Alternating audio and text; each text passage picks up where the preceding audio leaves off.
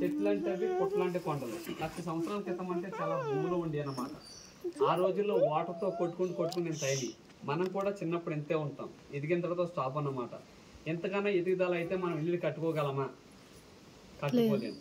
చెట్టు అనేది ప్రతి సంవత్సరం ఆకి ఇడిస్తుంది, ఇడవదా? ఇడిసినప్పుడు కొమ్మ సాగుతుంది. అదే ప్రకృతి ధర్మం. ఈమె అక్కమాదేవి చూసారు కదా, ఈ బ్లాక్ విగ్రహానికి ఈ పటానికి తేడా ఏం కనబడుతుంది? డిఫరెన్స్ ఏముంది? ఆమెకు వస్త్రాలు లేవు, తల ఇంటికి లేవు, వస్త్రాలకు ఏర్పరచుకుంది. ఆమెకు ఆ పరిస్థితి ఎట్లాగ వచ్చింది అనేది నేను చెప్తాను. అక్క మహాదేవిది లింగాయత్తులు. లింగాయత్తులు అంటే వీర శైల మతస్థులు అంటారు. వాళ్ళు శివుని తప్ప ఇతర దేవుని పూజించరు. ఆ ఇష్యూ మనలో కొంతమంది తెలుసు, కొంతమంది తెలియదు అనమాట. అక్క మహాదేవి వచ్చింది 800 సంవత్సరాలు పైబడేనండి. 100-200 సంవత్సరాలు కాదు, 800 సంవత్సరాల క్రితం. అంటే ఈ నల్లమల్ల ఫారెస్ట్ ఎట్లా ఉంది మనకు తెలియదే కాదు, చాలా తెక్క ఫారెస్ట్. అంత జంతువుల మధ్యన కూడా ఒంటరిగా ఇక్కడికి వచ్చి ధ్యానం చేసుకుంది. ఆమె ఎట్లా వచ్చింది అనేది నేను చెప్తాను. అక్క మహాదేవిది కర్ణాటక రాష్ట్రం గుల్బర్గా డిస్టిక్ ఉడితడాన్ని ఇచ్చిన పల్లెటూరులో జన్మించింది. ఆమె తల్లిదండ్రుల పేరు నిర్మలాదేవి సుమతి శెట్టి. వాళ్ళకి పెళ్ళైన కొంతకాలం వరకు సంతానం కలగకపోతే శ్రీ భ్రమరాంబ మల్లికార్జున స్వామిని వేడుకుంటారు. మాకు సంతానం కలిగితే అబ్బాయి పుట్టిన అమ్మాయి పుట్టిన నీకే సేవ చేసుకుంటుంది, ఈ జన్మంటూ మా అమ్మాయికి పెళ్లి చేయమని చెప్తారు. అర్థమైంది కదా? పెళ్లి చేయమని చెప్తారు. మనకు సంతానం కలిగితే దేవుడికి ఏమని కోరుకుంటాం? మన సంతానం కలగకపోతే దేవునికి ఏమని కోరుకుంటాం? కలాన్ని కోరుకుంటాం. మనం ఏం కోరుకుంటాం? ముక్కులు ఏమని కోరుకుంటాం? అంటే తలనీళ్ళు ఇస్తామని, తేరెట్టుకుంటామని, నిండులో దానం వేస్తామని, గుడికి వస్తామని కోరుకుంటాం. వాళ్ళు అట్లా కాదు, మాకు అబ్బాయి పుట్టిన అమ్మాయి పుట్టిన నీకే సేవ చేసుకుంటుంది, ఈ జన్మంటూ మా అమ్మాయికి పెళ్లి చేయని చెప్తారు. వాళ్ళకిలా మనం కోరుకోగలమా? వాళ్ళు ఎంత భక్తిపరులు కాకపోతే అట్లా కోరుకోగలరు? అక్క మహాదేవి చిన్నప్పటి నుంచి కూడా చాలా ధ్యానపోతారు. శివుడిని అంటే చాలా ఆరాధన కొలిసేది అనమాట. ఆమెకి ఎంత వయసు వచ్చింది? ఎంత వయసు అంటే పెళ్లి వయసు. ఆమెకి ఎంత వయసు వచ్చిన తర్వాత ఈ మల్లికార్జున స్వామి కోసం ఇంత సేవ చేసుకుంటున్నాను కదా, నా జీవితానికి ఇంకేముంది, నాకు సర్వం దైవం భర్తను తాయనని చెప్పేసి ఆ మల్లికార్జున స్వామి కోసం ధ్యానం చేస్తూ కూర్చుండేదేమి. కర్ణాటక రాజు ఉన్నాడు, కౌచిక రాజు, జయరాం తస్తుడు. అక్క మహాదేవి ఒక అందాన్ని చూసి పెళ్ళంటూ చేసుకుంటే ఆమెనే పెళ్లి చేసుకోని చెప్పేసి తన రాజమండ్రితో కోరు పంపిస్తాడు. వాళ్ళని అమ్మాయి నేను పెళ్లి చేసుకోవాలనుకుంటున్నా, వాళ్ళ తల్లిదండ్రుల దగ్గరికి మాట్లాడండి, వాళ్ళు ఒప్పుకొని పక్షంలో తల తీసేయమని చెప్పమని చెప్పాడంటండి. ఒకప్పుడు రాజుల పరిపాలన మనకు తెలియదేం కాదు. ఇప్పుడు కూడా టీవీలో పేపర్లో చూస్తున్నాం. ఏం చూస్తున్నాం? ప్రేమించిన అమ్మ ఒప్పుకోకపోతే చంపేయడాలు, యాక్సిడెంట్ పోయడాలు. అప్పటికిప్పటికీ అంత తేడా కనబడ్డాదా? మంత్రి గారు అక్కమాదేవి తల్లిదండ్రులతో మాట్లాడతారు. మీ అమ్మాయిని రాజుగారు పెళ్లి చేసుకోవాలనుకుంటున్నారు, మీ షరతులు ఏంటని అడుగుతారు. మా అమ్మాయి శివుడు వరానికే పుట్టింది, శివుడికే సేవ చేసుకుంటా తప్ప ఈ జన్మంటూ మా అమ్మాయికి పెళ్లి చేయమని చెప్తారు. వాళ్ళు కోపంగా హెచ్చరించి వెళ్ళిపోతారు అన్నమాట. అక్క మహాదేవి తల్లిదండ్రులు బాధపడుతుంటే అక్క మహాదేవి పూజా మందిరంలోంచి వచ్చి మీరు ఎందుకు బాధపడుతున్నారు, అసలు ఏం జరిగిందని అడుగుతారు. ఇట్లా రాజుగారి సందేశం పంపించారమ్మా, ఇది సంగతి అంటారు. ఓహో ఇది నా సమస్య, నేను తేల్చుకుంటాను, మీరు ఎవరో బాధపడద్దని చెప్పేసి అక్కడ నుంచి రాజుగారి దగ్గరికి వెళ్తాను.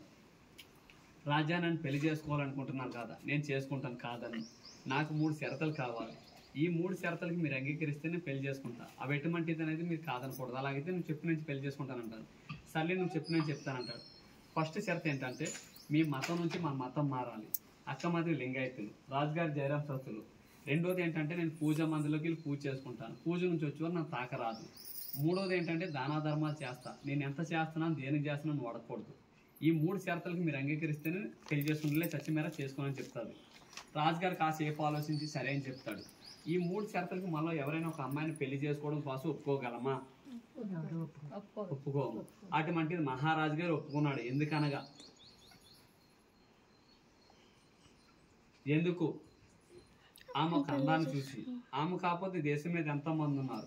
రాజుగారు పెళ్లి చేసుకోవాలని ఒక 5 నిమిషాల పని. ఎన్ని రాజ్యాలు తిరిగి వచ్చినా కానీ తప్పు రూపచ్చుందని ఎక్కడా చూడలేదన్నమాట. ఆ మందానికే దాసుడైపోడు.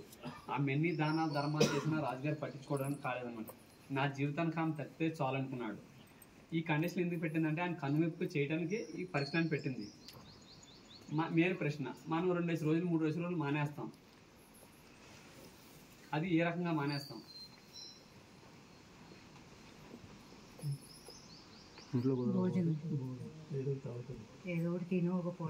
ఏ రకంగా మానేస్తాం అంటే భార్య భర్తలు గొడవలు వచ్చినప్పుడు కానీ, ఇంట్లో ఏదైనా గొడవలు పెట్టుకున్నప్పుడు కానీ మనం మానేస్తాం.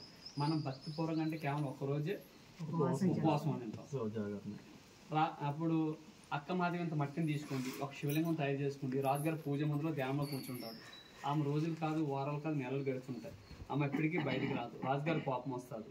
ఏంటి ఈ అమ్మాయి నేను పెళ్లి చేసుకొని తీర్చుకున్నాను, ఈమె ఎంతకాలం తపస్సులో కూర్చుంటారు, నేను ఎంతకాలం వెయిట్ చేయని చెప్పేసి ఆమె పూజ మందులోకి టచ్ వెళ్ళిపోతాడు. అప్పుడు ధ్యానం నుంచి తీసిన అక్కమాదేవి అంటారు, రాజా నన్ను పూజ నుంచి వచ్చే వరకు మీరు నన్ను తాకరాదని మాట ఇచ్చారు, మీరు ఇట్లా చేయడం ఇది సభమా అని అడుగుతుంది. అప్పుడు రాజుగారు అంటారు, నేను ఎంతకాలం వెయిట్ చేయని చెప్పేసి సమాధానం చెప్తాడు. అప్పుడు అంటుంది అక్కమాదేవి, నాకు ఇన్నాళ్ళ మట్టి ఆహారం లేదు, తిండి లేదు, ఏమీ లేదు, ఓమన అవసరం మంత్రం తప్ప. ఇన్నాళ్ళ మట్టి నా ఈ భక్తిని గమనిస్తారేమో అని అనుకున్నాను తప్ప కానీ ఈ తుచ్చమైన శరీరం బాగా చూసే కదా మీరు మోహిని అని చెప్పేసి ఆ మొక్క కోసం నుంచి రాజుగారు ముంగటే చేస్తుంది. తన పొడవైన తల ఇంటితో ఉలంత కప్పుకుంటుంది. అదండి న్యాచురల్ ఫోటో. ఆమెకు ఆ పరిస్థితి అట్లా వచ్చిందనమాట. ఆ మిన్నాల మట్టి తిండి నీళ్ళు లేకుండా ఎట్లా తప్పని ఆలోచించలేదనమాట. ఆ మందమే చూసుకున్నాడు. అప్పుడు రాజులు కొలిసే కొలుగురు అక్కమాదేవి రూపంలో రాజుగారి దర్శనం ఇస్తాడు. అప్పుడు రాజుగారికి ధ్యానోదయం అవుతుంది అన్నమాట. అమ్మ నేను న్యామోహంతో చాలా తప్పు చేశాను, నన్ను క్షమించమని చెప్పి ఆమె కాలమెప్పటికి క్షమాపణ వేడుకుంటాడు. నా రాజ్యంలో ఉండి తల్లి నువ్వు ఎక్కడికి వెళ్ళొద్దు, నీకేం కావాలని నేను చూసుకుంటానంటే లేదు నా స్వామి దగ్గరికి వెళ్ళిపోతానని చెప్పేసి కర్ణాటక నుంచి కాలినడకన ఒంటి మీద నూలు పోగు లేకుండా ఇక్కడ మల్లికార్జున స్వామి దర్శనానికి వచ్చింది.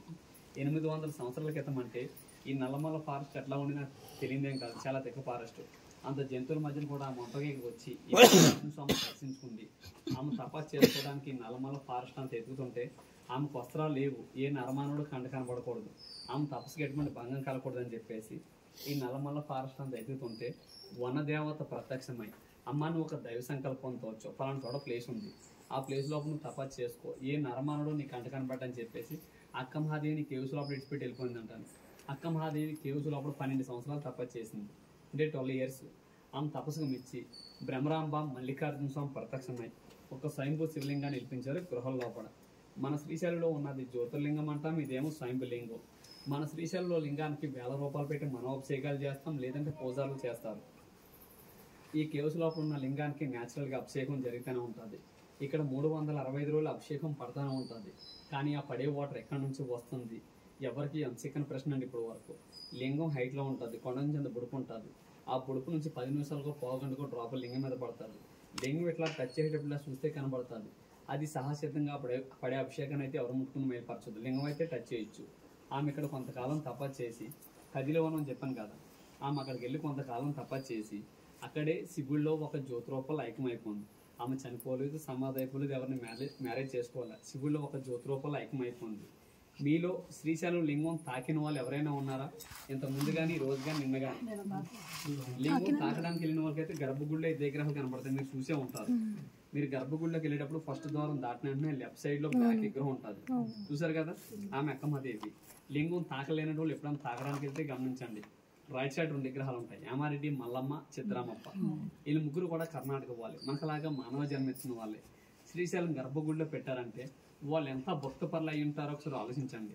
మనకలాగా మానవ జన్మ ఎత్తిన వాళ్ళు విగ్రహాలు తీసుకుని భూ ప్రపంచంలో ఎక్కడని చూసామా? శ్రీశైలం గర్భగుడిలో తప్ప ఎక్కడ లేవు. ఎంతో మంది గుళ్ళు కట్టిన వాళ్ళు ఉంటారు, వాళ్ళ విగ్రహాలు ఎక్కడ పెట్టడం చూసామా? పలానా వాళ్ళు కట్టించారని రాస్తారు. అంత భక్త పరులు కాబట్టి శ్రీశైలం గర్భగుడిలో కూడా ఒక దేవతల కింద కొలుస్తున్నారు. శ్రీశైలంలో లింగం తాకే ముందు ఎవరిని తాకాలా? అక్కమాదేవి తాకిన తర్వాత శివుడి దగ్గరికి వెళ్తారు. ఇక్కడ అలా కాదు, లోపల శివలింగం ఉంటుంది. ఆ శివలింగం తాకిన తర్వాత అక్కమాదేవి దర్శించుకోరు. ఇక్కడ ప్రత్యేకత ఇది, అంత భక్తుపరులు అన్నమాట. ఇదండి రాతి శిలాతోరణం. తిరుపతిలో చూసుకుంటే 24 feet ఉంటుంది. ఇది 200 feet పొడుగు, 24 feet వెడల్పు, న్యాచురల్ ఒకటి బండ. మన భారతదేశంలో ఒక అతిపెద్ద రాతి శిలాతోరణం అంటే ఇది ఒకటండి. మనం ఈ కేవ్స్ లోపలికి 70 feet లోపలికి వెళ్తాం. 70 feet లో 40 feet నిలబడెళ్తాం, 30 feet బెండ్ అయ్యి వెళ్ళాలి. అక్కడ నుంచి 5-6 feet ఉంటుంది, ఇంతే ప్లేస్ ఉంటుంది. ఆ ప్లేస్లో స్టాండింగ్ ఉండాలి, ఒక సైడ్ క్రాస్కి వెళ్ళాలి. వెళ్ళాలనుకుంటే ఎంత లావు ఉన్నా వెళ్ళగలరు, వెళ్ళలేమనుకుంటే ఎంత సన్నంగా ఉన్నా పోలేరు. అది మెయిన్ భక్తిపూర్వంగా పోవాలి. ఇష్టంతో పోతే ఏదైనా సాధించుకోగలరు, కష్టంగా వెళ్తే ఏది సాధించుకోలేము.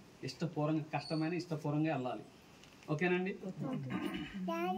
ఇక్కడ నుంచి 40 అడుగులు అందరం లైన్లో పెడతాం. అక్కడ మనిషిని సైజ్ చూసుకుంటే 2-3 సైజ్ చూసుకుని లోపల పంపిస్తుంటాం. అందులో 2 వచ్చిన తర్వాత 2 లోపల తీసుకుంటాం. దయించి లోపలికి వెళ్ళి మనిషి తొందరగా రాలేదని గొడవ పెట్టద్దు. గొడవ పెట్టారనుకోండి వాళ్ళు దెబ్బలు తెరుచుకుంటే అర్థంతో బయటకు వస్తారు. చూసారు కదా సైడ్ గోళ్ళు ఎలా ఉన్నాయి, లోపల ఇంకా చాలా హార్డ్గా ఉంటుంది. ఎక్కడికి వెళ్తాడో కోసిపోద్ది. ఒకసారి లోపలికి వెళ్తే మీకు అర్థమవుతుంది ఎంత కష్టంగా ఉంటుంది అనేది.